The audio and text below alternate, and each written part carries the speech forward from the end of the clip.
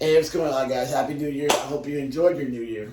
So, in this new year, we're about to experience a plethora of fitness professionals and the fitness industry just kind of coming at you with New Year resolutions, specials, and things of that nature. And what I would like to do today is kind of give you some tools to decipher information, right? So I know that if you're listening to my channel, you probably are my client and you get a lot of information from me.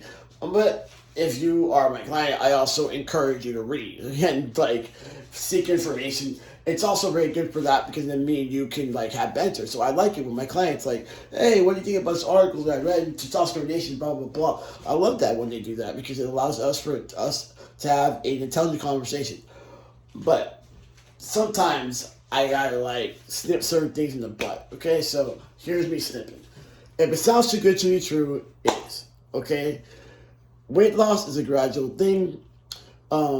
It has a lot to do with self-control, self-discipline, power of will, and patience. If something is telling you that it's going to make you lose weight in a day or some crazy crap like that, and you know if it sounds too good to be true, it probably is. Okay, good. Also, another thing that's my pet peeve. It's a pet peeve. I really can't stand this.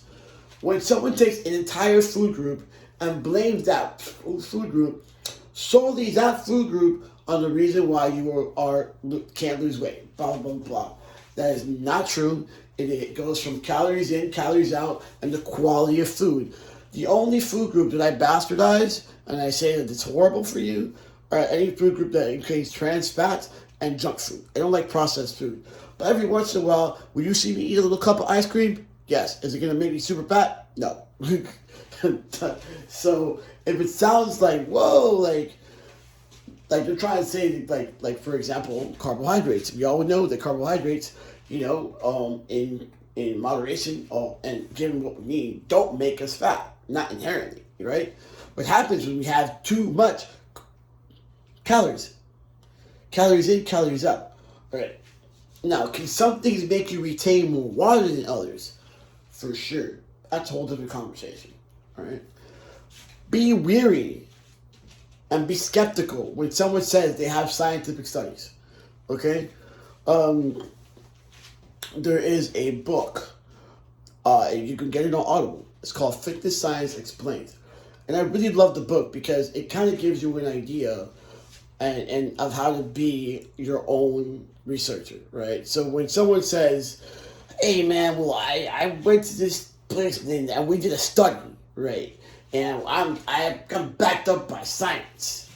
Well, that could or could not be true. They could very well be backed up by science. But who paid for the study? One. Two, how was the study done? Was the study a short study along over time? Who were their subjects? Were their subjects people that don't work out or the people that do work out? Was it male? Was it female?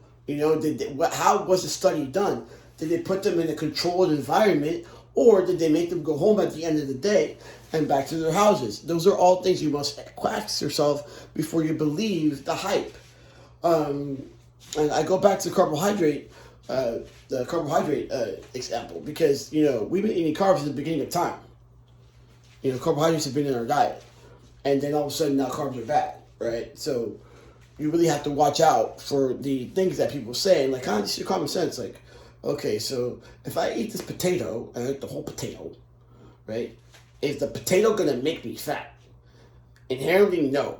Okay, unless you have a bag of potatoes and the bag of potatoes contains about 1,500 calories, and you're only supposed to eat 1,200.